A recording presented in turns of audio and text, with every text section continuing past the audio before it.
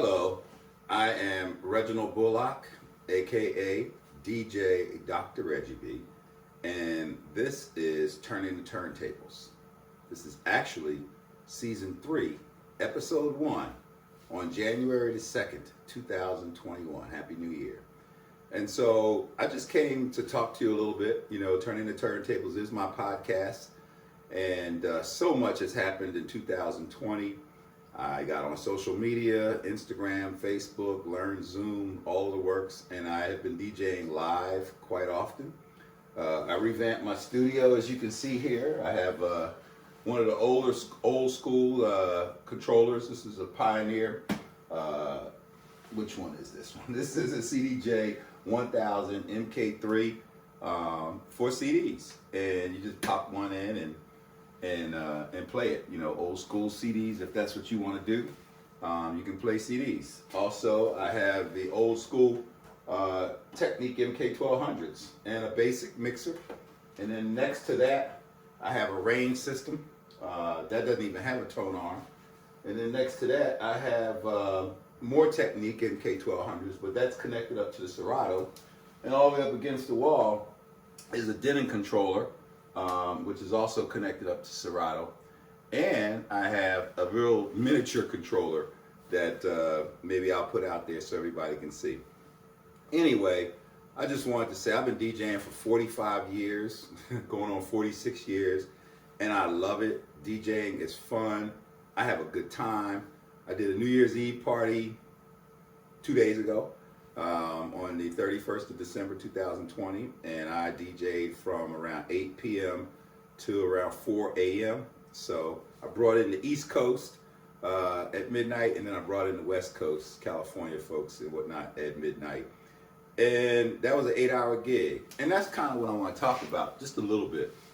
You know, DJing has evolved. But back in the day, when I was DJing, man, you did everything. As you can see, I got records here, right? And these records were in crates. You know, now I look at my Serato and it says crates. No, crates is what we carried back then. And so, you know, DJing from 8 p.m. to 2 a.m. was standard. And then they would pay you overtime, and you may go to 3 a.m. and they pay you overtime again, you go to 4. And then sometimes I would DJ from 8 p.m. to 2 a.m.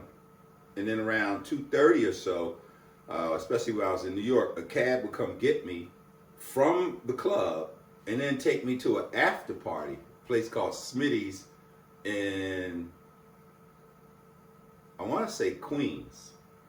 It was an after party spot, and I would DJ there from roughly around 3 or 3:30 a.m. until the sun came up. And then I would go to school at FIT. And so, you know, in that case, you know, that was like a 12-hour gig, because you got to think about it. When you're a DJ out there, you know, there's a lot of prep time that goes into it, you know, and this is where DJs have an issue. They get paid for, say, a 4-hour gig, right? Say you got paid $100 an hour, all right, which is not a lot compared to what we do, but let's just round it off at 4 hours, $100 an hour. You got paid $400 for a 4-hour gig from 8 to 12.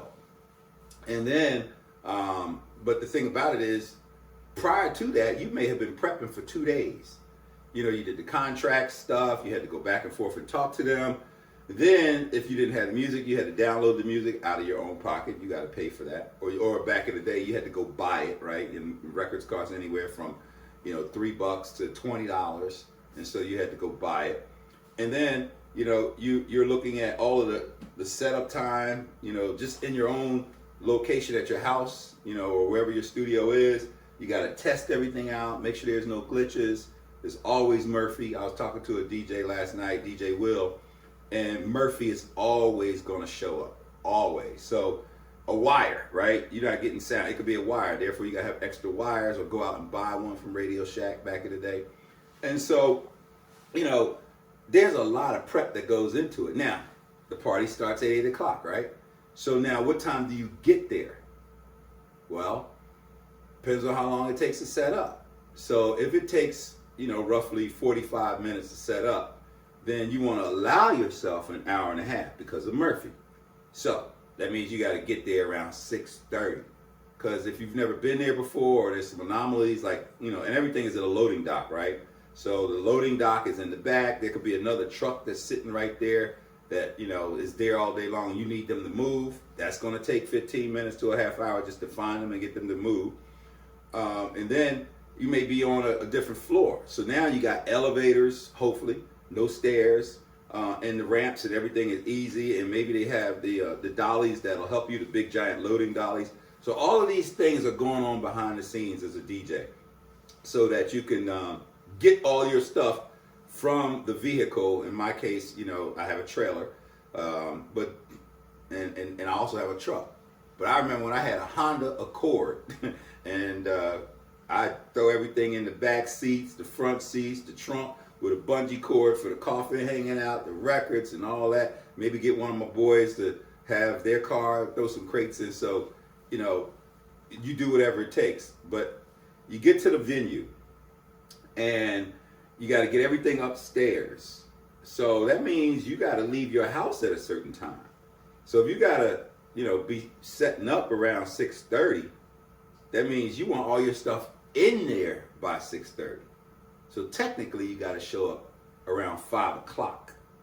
So now you got to leave your house at a certain time, right? Now hopefully the place is less than an hour away. So let's just say you leaving your house around, say, 4 o'clock. But before you leave your house, you got to you got to put all the equipment in the vehicle and all that kind of stuff. And, hopefully you have a system, right? You got a process. So maybe you start loading everything up at 3 so that you can leave by 4. Keep in mind, Murphy is always there waiting. This is real DJ talk. So 3 o'clock, you're loading everything up. But before then, you got to get you ready, right? You got to take a shower. You got to get your clothes right. You got to get all that stuff, because you're about to be gone for 12 hours plus. Keep that in mind, 12 hours plus. So I'm about to be gone for 12 hours.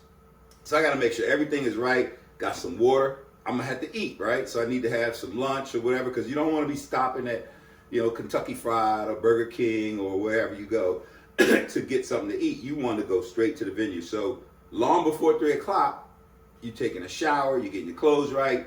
You got to, get your food, your water. I usually have a cooler with bottles of water, and I put them in there frozen. So by the time I'm DJing and I'm in the mix at 10, 11 o'clock at night or whatever, everything is good to go, and it's melting. So that means that somewhere around 1 o'clock, I'm really starting to prepare. But in essence, that whole day is gone. It's not like, say I'm DJing Friday. Let's do a Friday, right? And many of you have a job. You got to work. So you got to time all this stuff to get to the venue and be DJing sound on by 8 o'clock. And you work from 9 to 5. So you take slick leave or whatever and get off. But that means you prepped everything on Thursday night. Maybe you loaded up some of the equipment on Thursday night. Maybe you put it all by the front door on Thursday night. Maybe you got your clothes and your food and everything ready on Thursday night, so that you can compress your time when you get off work. As soon as you get off work, you get home, shower, start throwing everything in the vehicle. And if you got people helping you, hopefully they're going to be on time. Most of them are never on time. Murphy. So now, let's just fast forward back to 6:30. You're setting everything up in a venue. You got to do your sound checks, but it may be a restaurant. You can't do your sound checks while everybody's eating. You cranking like that and disturbing the piece, so to speak, because your contract is really from 8 to 2. So now, you got everything set up. It's all looking good, and it's before 8 o'clock, because you really want everything set up and good by 7:30, so that you got that half hour to go in the bathroom, change, do whatever, get something to eat, settle your nerves. DJs get nervous. I don't care who you are. If you're in this game of being a DJ, you get nervous once in a while. Sometimes you get nervous all the time. I'm a DJ. I've been DJing for 45 years, since 1974.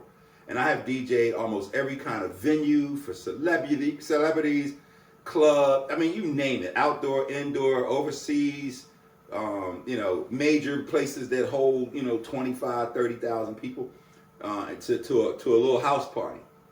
And I tell you, the first 5 to 15 minutes, you're a little nervous. Now, you don't show it all of the time. And I remember when I used to first start DJing, like back when I was in my 20s, my hand be shaking. And one of my roadies, they'd be like, man, your hand's shaking. I'm like, I know, it's always shaking just before I DJ. Because you gotta mix. And this was old school mixing. It's not these controllers and stuff. And so you gotta settle your nerves. You don't want to just pop right in there. And you're always thinking, what's the first song I'm gonna play? What's the first 5 songs I'm gonna play? And some DJs have a set playlist of what they knock out for the first 15 minutes or 20 minutes. And it works. I used to go to some clubs where I hear the DJ, and I know every song that he's going to play for the first 15, 20 minutes to get the crowd up. And then I know what a couple of his sets are. And they work. And there's nothing wrong with that. But I don't always DJ for the same type of crowd or the same type of genre or the same type of culture. I used to DJ the Asian club party in New York I think I did it twice a year. I had no idea what was being said. And I'm not, discriminating or saying anything, inappropriately cultural, but I didn't know whether they were all, well, not all, I know it was a lot. It was Asian, right? But Koreans, Japanese, Chinese, and whatnot, they don't all speak the same language. But they like music, and the music was in somebody's language. I can't remember. All I know is the Asian language, but the music was good. Point is, what do I play at the first 15 minutes? So these are the kind of things that go through a DJ's mind. And so, I may even title this Walking Through the Game of prepping and doing a party. But remember what I started off with, that $400, right? So right now, technically, everything I did, it's worth $400 of my time. Because think about it, how much time have I put into it? And I haven't even started DJing yet. I may have put in at least 6 hours or 12 hours. And back in the day, we had to go and buy the records. So if you needed, somebody said, I want you to play this, and you don't have it, you got to get in your car, drive all the way across town, come out of your pocket, buy it. And that's the other thing, was come out of your pocket, right? So you're eating into that $400 in gas, in time, and everything else. So really, by the time you start DJing, you're DJing for free. Yeah, I said that. Now, I'm going to say this to all of the people out there who have ever hired a DJ. If you've ever paid your DJ minimal, or you negotiated down, the DJ said my price is $400, and you got him down to $250. Or a DJ say my price is $600, and you got him down to $400. Or a DJ say my price is $1,200, and you got them down to $800. You have no idea what it's like being a DJ and everything that's going into it, and I'm telling you now. But you already got the money out of him before he even showed up, or she even showed up. So here it is, 8 o'clock. I'm exhausted for 2 days of prepping for this party. And I'm a jam hard, non-stop, on my feet.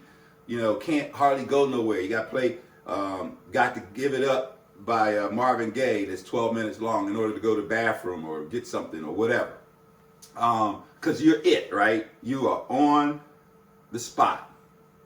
And then all of the creativity and the talent and just the whole entertainment aspect of it. You're a one-person show doing everything. You just set up all of the lighting, the sound, and all that. And now you're even performing for 6 straight hours to everybody out here who has not, I won't say everybody, but a lot of them don't have an appreciation for a DJ. So they coming up, yo man, you need to play my song. Like, I don't even know your song. What's your song? I had one lady come up to me, you play that song, you lied to me. I'm like, I don't have that. I never heard of that. Then she gets mad at me, right? And then an hour later, I'm playing Return of the Mac. That's the song. I'm like, it's not called You Lied to Me. How am I supposed to know? So you are also a therapist. That song, Last Night a DJ Saved My Life. So you saving lives, right?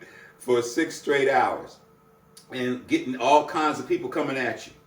And then, at the main event hour, like between 11 and 1, you are in a total zone. Now you jamming, and people want to come up and ask questions.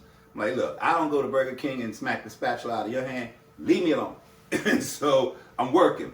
And then come 2 o'clock, you tired. You want to go home. You want to get all of this equipment out, get home, and go to sleep. No. 2 o'clock. Somebody like, nah, man, we got to keep going. We want the party to keep going. Hey, the contract was from 8 to 2 and $400. I said $100 an hour, but anyway, y'all know the math. Y'all know what I'm saying. Because I've done a lot of parties from 8 to 2. But say 8 to 12, right? So you get ready to stop at 12 o'clock and nobody wants to stop. Yo, man, can you keep going? I could, we'll pay you. Pay me now. Nobody wants to give you your money. Matter of fact, that's another thing. I always ask for my money before I start playing. Because I've been burned so many times. You get to the end of that, yo, man, we didn't make that money. I don't care what you didn't make. I lost $400 before he even started. Kind of like Mookie. Pay me my money. Pay me my money. Sal, I want my money now. Now. So at 12 o'clock, they want you to go overtime. And they want to give you like $20 to go overtime. And I started with this. I love DJing. Most DJs who've been doing this for a long time love DJing. And to some extent, we don't mind doing it for free as long as we're having fun and we're enjoying it and we're doing what we love. But the respect comes when we get paid what we deserve. The respect comes when people are just dancing hard and not just sitting in a chair, when we getting creative with the mix. The respect comes when we see people on the floor, go DJ, go DJ. I mean, we just want respect in all forms, as opposed to disrespect. And I'm not saying everybody disrespect us. It's just how we feel, because people don't know. Nobody knows what goes through it, that a DJ hurts, that a DJ feels pain, dejected, disrespect. Nobody knows that. We just DJs, right? That's just the hired help. So now, 12 o'clock, party's over. I got to do everything in reverse. Got to take everything apart. I have certain systems and things on wheels and whatever, so that's convenient. But you got to put everything back. And when I say everything, I have big stuff, right? So I can do major concerts. So sometimes when I roll, I got 12 speakers and lighting and all this. This is not just a little tiny, compact set. And they getting this for $400. And so now you put all this stuff back in the vehicle. You're exhausted, right? You're exhausted, and now you got to work again. And then you get it to your house. And now you got to take everything out and put it back in the house. And if you practice it, you got to set it all back up because you got to still practice. So in addition to that, back in the day, I used to get a U-Haul truck. So before I went to sleep, I load everything in the house, drive the U-Haul truck back to the U-Haul place, drop it off, the little drop box, have somebody drive me back home. And of course, remember I said, I DJ till 2 in the morning. So by the time I drop the U-Haul truck off, it's 4 a.m. And I got to go to work the next day or whatever, But anyway, that is, maybe I'll title this the life cycle. But that's the life cycle of doing a party. The life cycle of doing, well, let's say 4 hours, a 4-hour party from 8 to 12. Is really 12 hours of time. So the next time you hire a DJ, remember, you're getting 2 to 3 times more than you're paying for if you're paying his full or her full price. If you talk them down, you just disrespected that DJ. You really did. And that's why some of us DJs who are very experienced, we've been in this game for a long time, we consider ourselves professional DJs. We turn parties down. I remember one time I told a person, I said, I'll do your party for $800. Yo, man, I'll give you $500. I said, tell you what, find yourself another DJ. I know another group where I knew these people, and I told them I would do their party for $400. I discounted my price, and they said, "No, we would like to have you for $200." I said, "No, $400." And I ain't gonna tell you who this group of females are, but there's a lot of them, big organization. And they said, "Well, we got a DJ for $200." I'm like, "All right, name that too. You go ahead and get that $200 DJ." I got calls in the middle of the party saying, "This DJ sucks. This DJ don't know how to rock a party. Nobody's on the dance floor. Reggie, you need to come save us." I said, "Man, I'm home watching a video. I'm chilling." And I use that term. I'd rather stay home and watch a video than DJ in a disrespected mindset. And so, and for the DJs out there, you know what I'm saying. So, for those of you who have hired DJs or will hire DJs, whether you're having a wedding, whether you're having an office event, a business event, or just a personal party, or fraternity, sorority, or organization, or whatever you have, give consideration to what you really get. I mean, think about $400, right? So this right here costs $2,000. This right here costs $1,500. That over there costs $4,000. And the other one down there costs about $3,000. And that one over there costs about $2,000. And that's not even including the laptops. So my point is, I got microphones that cost $400. And then people want to drop the mic. I got microphones that cost $400, and somebody want to pay me less than that, and then they want to snatch the mic and drop the mic. So these are the things that we as DJs go through. DJ is not cheap. But I will have a separate show, podcast, where I can show you how anybody can be a DJ. Anybody that wants to be a DJ, I'm going to teach you. I'm going to show you. Matter of fact, if you 8 years old, I can teach you how to be a DJ for about $150.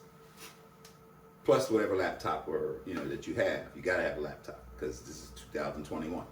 But the point is, I can show you how to get some DJ equipment for about $150. If you want to go all out, $200. Everything, and you can DJ a party. I can show you that. Not on this the turntables, but on a different one. So that's the life cycle of a DJ. I started, but I love it, right? I've been doing it for so many years. All of these albums are my friends. And I heard somebody say, you don't stack records like this. You stack them side by side. You don't have them on top of each other, oppressing each other. You have them side by sides because they're friends. I thought that was cool.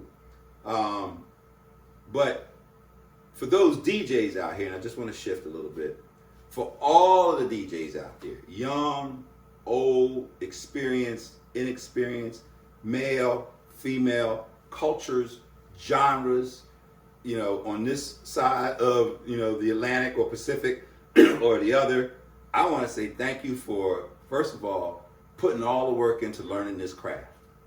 And I just want to, say keep doing it.